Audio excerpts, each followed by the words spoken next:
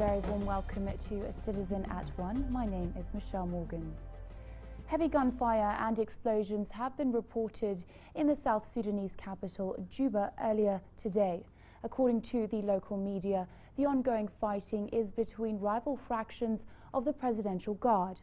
Though the fighting seems to be focused around the military barracks, many of the residents have remained indoors since the onslaught began last night.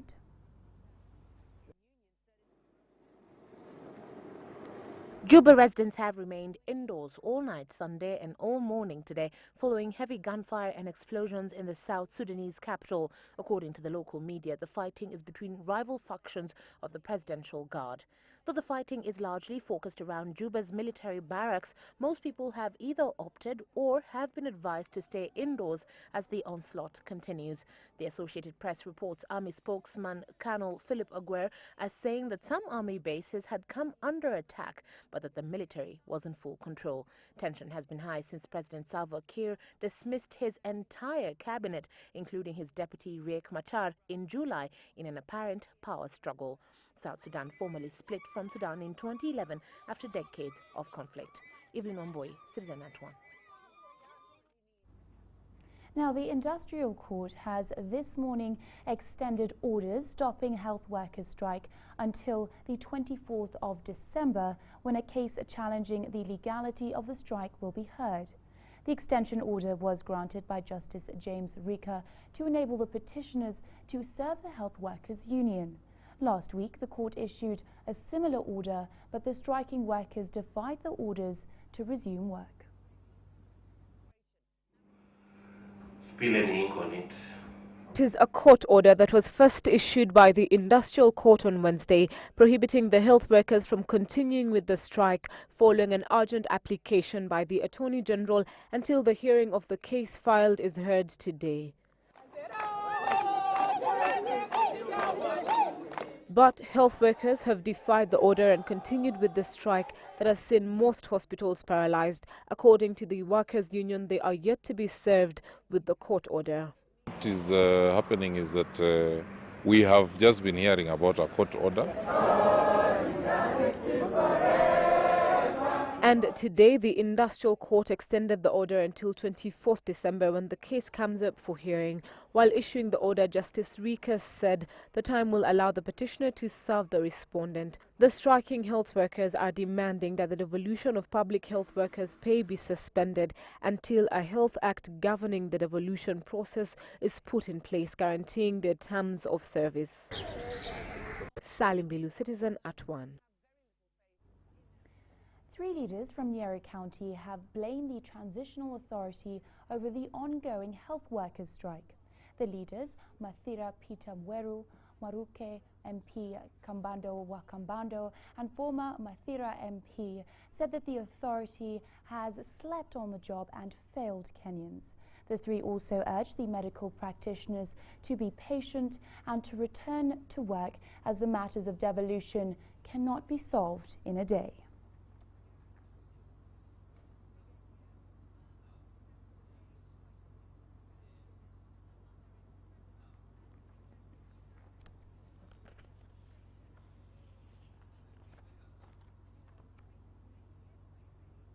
Secretary immediately revoke the Gazette notice that caused the devolution of health workers until such a time as issues to do with the personnel, the human resource, the payroll, pension is completely handled.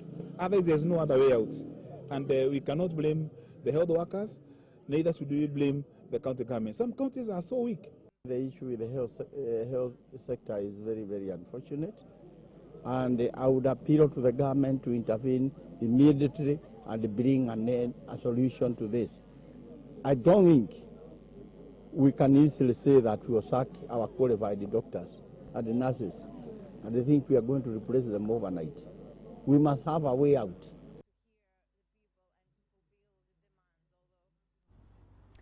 Now on to the Bungoma senatorial race.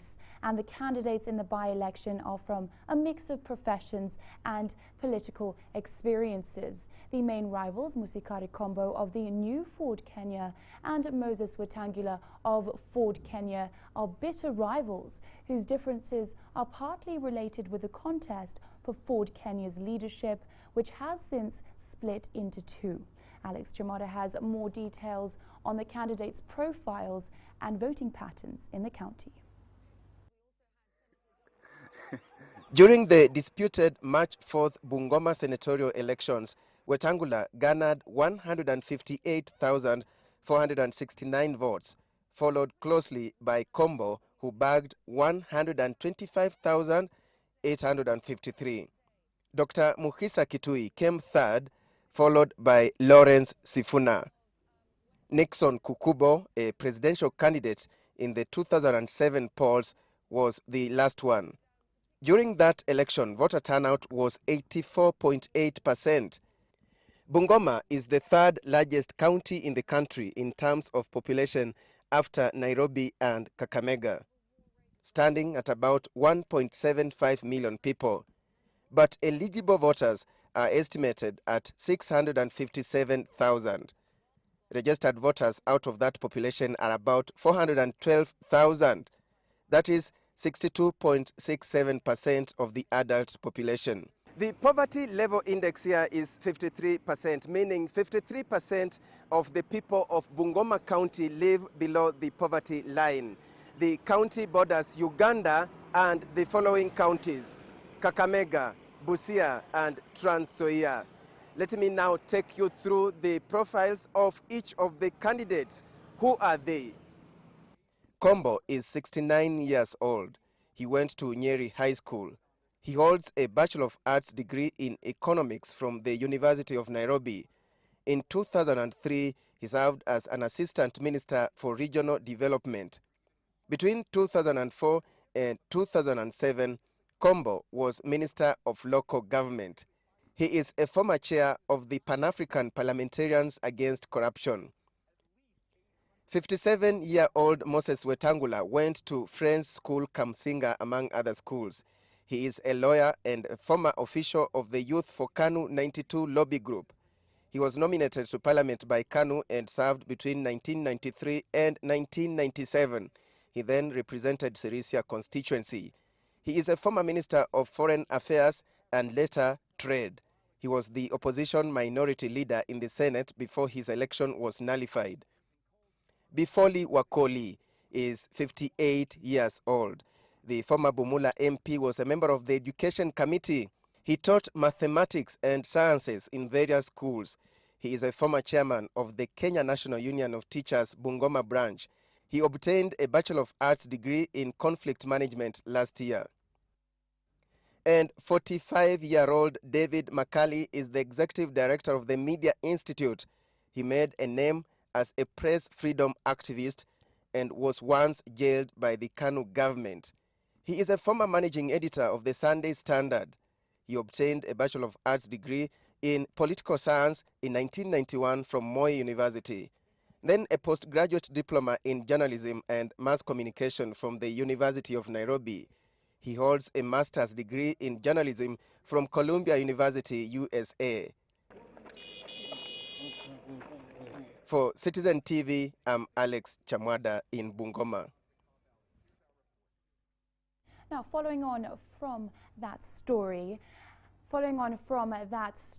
our reporter, senior reporter Alex Chamwada is in fact in Bungoma town. We're going to cross over to him to get more details on the situation on the ground there. Good afternoon, Alex.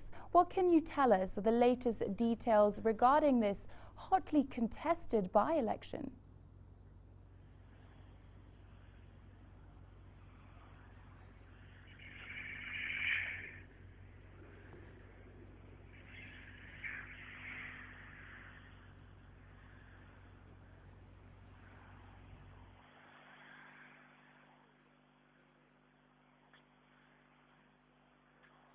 And we will, of course, be linking up with him a little bit later in the bulletin to get more details on the situation in Bungoma. We're going to take a short break, but we will be back with more stories and, of course, business and sports, so keep it, citizens.